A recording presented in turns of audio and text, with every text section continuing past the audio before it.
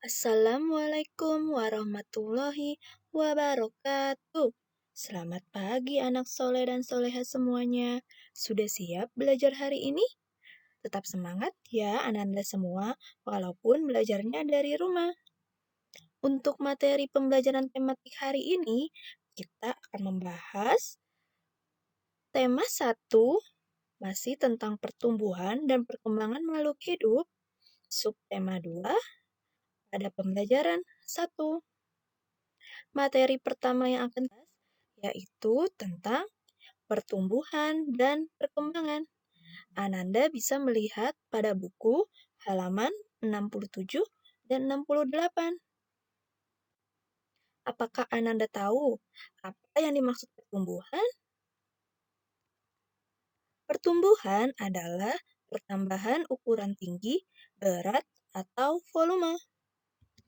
Di sini ditampilkan pertumbuhan dari seorang bayi menuju dewasa, yaitu pertumbuhan manusia awalnya dari bayi, anak-anak, remaja, hingga dewasa.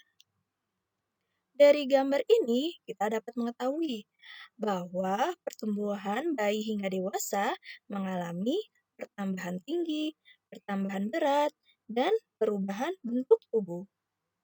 Nah, itulah yang dimaksud dengan pertumbuhan. Jadi, pertambahan ukuran tinggi, berat, ataupun volume berat badan.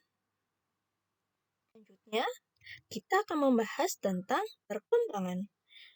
Ananda tahu apa yang dimaksud dengan perkembangan itu? Perkembangan adalah proses perubahan sifat pada makhluk hidup menuju kedewasaan. Selain bertambahnya ukuran, seorang bayi juga bertambah kepandaiannya. Setelah besar, kalian dapat berbicara, dan suatu saat nanti kalian akan berbicara seperti orang dewasa. Nah, itulah yang dimaksud dengan perkembangan, yaitu menuju sifat kedewasaan. Yang sebelumnya, ketika bayi, Ananda tidak bisa berbicara, kemudian bisa berbicara. Selain itu, Ananda juga bertambah pintar dengan belajar. Itulah yang dimaksud dengan perkembangan. Materi selanjutnya yang akan kita bahas yaitu tentang memperagakan gerak kuat dan lemah dalam suatu tari. Ananda bisa membuka bukunya pada halaman 70 dan 71. Gerak merupakan media utama dalam tari. Gerak pada tarian selalu menggunakan tenaga. Jadi, tenaga dalam tarian ada dua. Yang pertama yaitu tenaga kuat, dan yang kedua adalah tenaga lemah. Kemudian, gerak dalam tari dibagi menjadi beberapa bagian. Yang pertama yaitu ada gerak kepala dan leher, yang kedua gerak pada mata, yang ketiga gerak bahu, yang keempat gerak tangan, dan yang terakhir gerak kaki. Itulah 5 bagian gerak dalam tari. Untuk mempelajarinya lebih lanjut, Ananda bisa membuka bukunya pada halaman 70.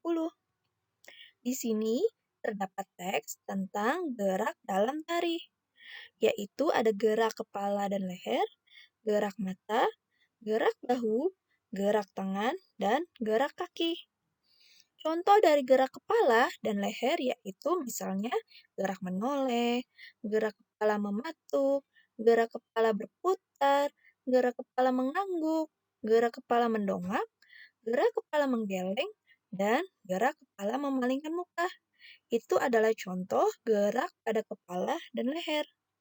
Sedangkan contoh dari gerak pada mata antara lain gerak mata lurus ke samping atau mengerling, gerak mata lurus ke bawah, gerak mata menyudut ke kanan atas dan bawah, serta gerak mata menyudut ke kiri, atas, dan bawah. Selanjutnya, gerak dalam tari bisa juga membacanya pada halaman 71. Di sini terdapat lanjutan teks dari halaman sebelumnya. Sekarang, contoh dari gerak bahu antara lain gerak bahu naik turun, gerak bahu turun bergantian kiri kanan, bahu bergerak ke muka ke belakang bergantian, gerak bahu bergerak ke muka dan ke belakang, bahu bergerak berputar bersama-sama dengan arah yang sama, serta bahu yang bergerak berputar berbeda arah. Itulah contoh gerak tari pada bahu. Dan yang terakhir, contoh gerak pada tangan ada dua. Ada gerak tangan dan gerak lengan. Contoh dari gerak tangan adalah mengepal, membuka, dan melambai. Adapun gerak lengan dapat melakukan sikap yang cukup banyak.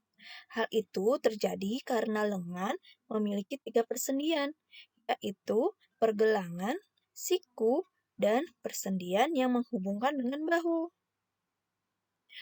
Selain itu, yang terakhir, gerak pada kaki, antara lain contohnya gerak kaki di tempat dan gerak kaki dengan menyangga badan tidak seluruhnya pada kaki. Itulah contoh gerak pada tari. Anda bisa membacanya kembali bila kurang paham, yang terdapat pada halaman 70 dan 71 ya. Selanjutnya, di sini akan diberikan contoh gerakan tangan pada tari. Contohnya yaitu dengan mengangkat dan menurunkan tangan. Anda bisa melihat pada gambarnya. Selain itu, di sini juga terdapat contoh bagaimana cara gerakan mengangkat dan menurunkan tangan. Ananda bisa juga menirukannya ya.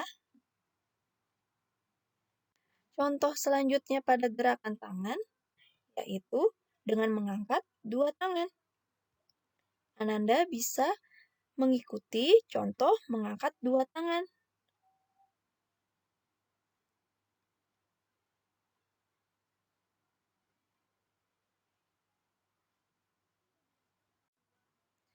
Nah, sekian dulu pembelajaran kita hari ini.